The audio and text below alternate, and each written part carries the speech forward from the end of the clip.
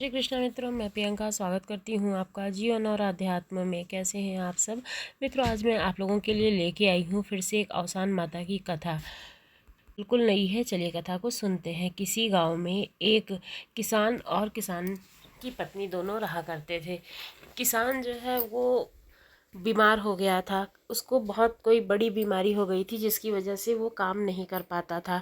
खेती पाती का काम करने में बहुत मेहनत लगती थी और मेहनत करने से उसको परेशानी होती थी। इस वजह से वो काम नहीं कर पाता था। उसके 3 छोटे छोटे बच्चे थे। अब वे सब बहुत दुखी रहने लगे। उनको खाने के लिए भी लाले पड़ने लगे थे। खाना भी उनको ठीक से नहीं प्राप्त हो पाता था और बच्चों को देख के तो बहुत ही दया आती थी, क्योंकि बच्चों को भी खाना ठीक से नहीं मिलता था। जब उनके घर में अनाज भी नहीं होता था तो वो दूसरों के घर में मेहनत मजदूरी भी नहीं कर पाते थे, तो बच्चों के लिए खाना कहाँ से आता। इसलिए बच्चे भी बहुत परेशान हो गए थे। इस तरह से उनका दिन जो है वो कट रहा था।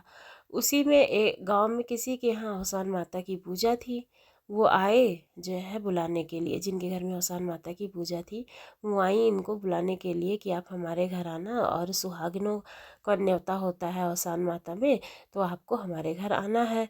तो वो जो किसान की पत्नी थी वो सोचने लगी कि ये तो सब इतना बीमार रहते हैं, इनको दवाई पानी भी देनी पड़ती है, और अगर सवेरे सवेरे मैं पूजा में चली जाऊंगी तो फिर इनको कौन मतलब इनकी सेवा करेगा और कौन इनको दवाई पानी देगा। बच्चे भी बहुत छोटे हैं तो वो भी कुछ नहीं कर पाएंगे।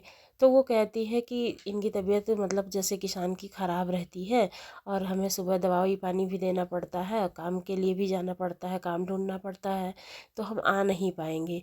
ऐसा कह करके वो मना कर देती है। अब जिनके घर में अवसान माता की पूजा थी वो चले जाते हैं, दूसरे के घर में ढूंढने लगते हैं। लेकिन उसके पति की तबीयत, जो किसान था मतलब उसकी तबीयत जो है रात को ही बहुत बुरी तरह से बिगड़ जाती है। सवेरा होते होते ही उसकी मृत्यु हो जाती है। अब किसान की पत्नी को कुछ समझ में ही नहीं आ रहा था कि वो क्या करे और ऐसा क्यों हुआ है। अपने पति के पास खूब रोती भी लगती है, खूब हाथ पैर पटकती है कि ऐसा कैसे हो गया। कम से कम ये जीवित थे तो मुझे ये सहारा तो था कि कभी ना कभी ठीक हो जाएंगे और फिर से अपना काम धंधा करने लगेंगे, तो हमारी ज़िंदगी जो है वो सुचारू रूप से चलने लगेगी। ऐसे तो मैं कहीं छुटपुट काम वाम करती हूँ और जिससे जो है क्या कहते हैं हमारा मतलब खाने पीने का थोड़ा बहुत गुजर बसर हो पाता है। ठीक से इनकी दवाई भी नहीं हो पाती थी। लेकिन अब जब यही नहीं है तो फिर उम्मीद भी ख़त्म हो गई है। और बच्चे अब हमारे किसके सहारे जिएंगे। बच्चे भी वहाँ बैठ कर के खूब रोने पीटने लगते हैं। अब सभी गांव वाले जो है वो धीरे धीरे करके जमा होने लगते हैं। तो क्या होता है ना कि लोगों को कहने की आदत बहुत होती है। अब उसको बोलते हैं कि तुम्हारा इतना अच्छा भला शरीर था, तुम मेहनत मजदूरी करके अपने पति का इलाज नहीं करा पा रही थी, ऐसे कैसे इनकी मृत्यु हो गई।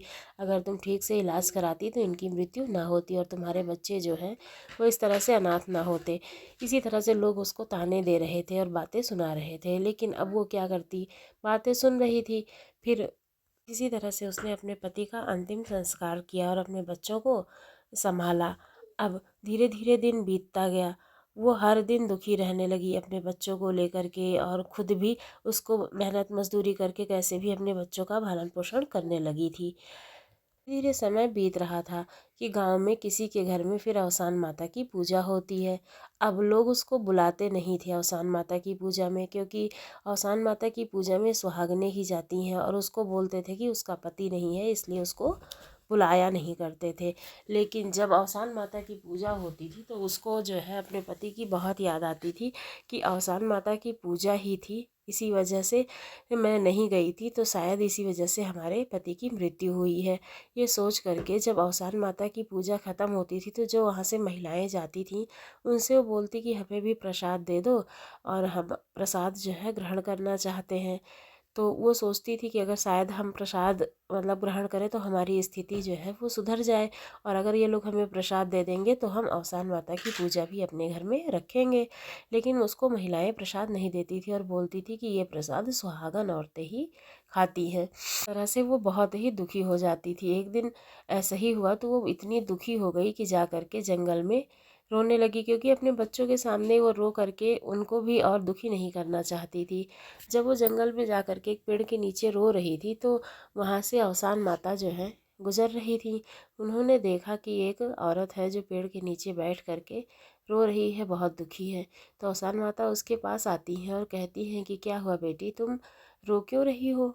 तब वो अपनी सारी बात जो है औसान माता से बताती है कि कैसे उसके घर में औसान माता की पूजा के लिए निमंत्रण आया था, लेकिन उसने ये कह कर के मना कर दिया था कि उसके पति की देखभाल कौन करेगा, और सुबह ही उसके पति की मृत्यु हो गई थी। इसलिए वो सोचती है कि कोई अगर हमें औसान माता का प्रसाद दे दे, तो मैं अगर ग्रहण कर लूँ प्रसाद, तो शायद हमारी ज़िंदगी में सब कुछ सुधर जाए, और मैं भी तब औसान माता की पूजा करवाऊँ और लोग भी हमारे घर आएँ। तो माता कहती हैं उसको, जो बुढ़िया का वेश माता धारण किए थी उस वेश में कहती हैं कि तुम पुत्री रो नहीं और अपने घर जाओ, हो सकता है तुम्हारे साथ में सब कुछ ठीक हो जाए, और जब ठीक हो जाएगा तो औसान माता की पूजा अवश्य कराना। तो बोलती है कि ठीक है माता, हम जा तो रहे हैं घर, लेकिन ऐसे कैसे सब कुछ ठीक हो जाएगा। तो औसान माता ने कहा कि ईश्वर का जो दिया है उसको कोई भी जो है क्या कहते हैं टाल नहीं सकता है, जो ईश्वर चाहता है वही होता है। और जब तुम्हारे पति की मृत्यु लिखी थी तो उसी दिन हुई, चाहे तुम प्रसाद ग्रहण करती या ना करती, जो भी तुम्हारे भाग्य में होता है वही हमेशा तुम्हारे साथ में घटता है। इसलिए तुम अब अपने घर जाओ और शायद तुम्हारा दिन अब अच्छा हो जाए।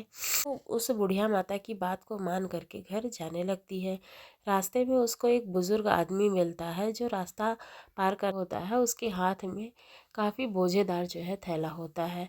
उसको थैले को उठा करके चलना जो है बहुत कठिन हो जा रहा था। तो वो महिला जो है उसके पास जाती है और बोलती है कि बाबा लाओ, हम तुम्हारी मदद कर देते हैं। तो बोलता है कि नहीं बेटा, हम कैसे भी चले जाएंगे। लेकिन वो बोलती है कि नहीं बाबा, आप इतना भारी थैला उठा करके, बोझा उठा करके चल नहीं पा रहे हो, तो चलो मैं आपकी मदद कर देती हूँ। फिर वो जो किसानिन होती है वो जो है क्या कहते हैं उस बुज़ुर्ग आदमी का थैला लेकर के उसके घर जाती है। जो वो बुज़ुर्ग आदमी होता है उसकी पत्नी जो है उससे पूछती है कि क्या बात है पुत्री, तुम इतनी दुखी क्यों हो, और तुम्हारा जो है क्या कहते हैं कहाँ है, तुम कहाँ रहती हो। तो फिर वो सारी बात जो है उस बुढ़िया से बताती है कि माताजी, हमारे पति की मृत्यु हो गई है और हम ही रहते हैं, इधर उधर मजदूरी करके कैसे भी अपना गुजर बसर करते हैं। तो फिर वो बुढ़िया जो है वो बताती है कि हमारा भी पुत्र और पुत्र वधू थे और एक नाती भी था, लेकिन उनकी मृत्यु हो गई, इसलिए हम लोग अकेले यहाँ पर रहते हैं और परेशान रहते हैं। क्यों ना तुम हमारे घर आकर के रहो, जिससे हमें हमारा सहारा मिल जाएगा और तुमको हमारा सहारा मिल जाएगा, तो हम दोनों का जीवन अच्छे से सुचारू रूप से चल पाएगा। तो फिर वो बोलती है कि ठीक है माताजी, और अपने बच्चों को लेकर के आकर के वहाँ रहने लगती है। अब उसका जीवन सुचारू रूप से चलने लगता है। फिर उसको याद आता है कि बुढ़िया ने कहा था कि अगर तुम्हारी ज़िंदगी में सब कुछ सही हो जाएगा तो तुम औसान माता की पूजा ज़रूर करना।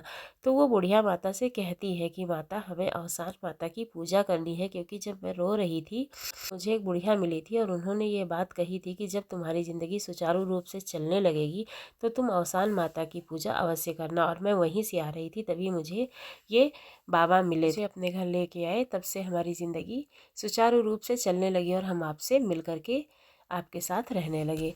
तो फिर जो बुढ़िया होती है वो कहती है कि पुत्री, अगर तुम्हें औसान माता की पूजा करानी है तो अच्छी बात है, तुम पूजा करा लो। सानिन औसान माता की पूजा कराती है और सब लोग उसके घर आते हैं, और इसके बाद वो लोग सुखी सुखी रहने लगते हैं। तो जिस तरह से औसान माता ने उस किसान की पत्नी की रक्षा की और उसको घर परिवार और संपन्नता दी, माता उसी तरह से सबकी रक्षा करे और सबके दुख दर्द को दूर करे। बोलो औसान मैया की।